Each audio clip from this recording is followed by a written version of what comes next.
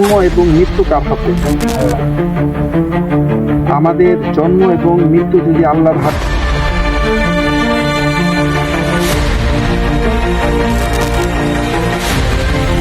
ভাই যেমন ভাই ওই যে এখন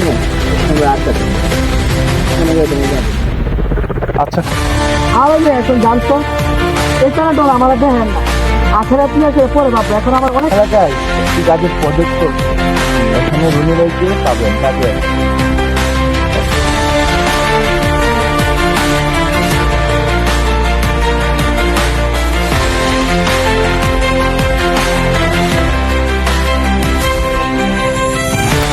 এই যে ভাই আমরা দুজন হাত মোলাকাত করলাম।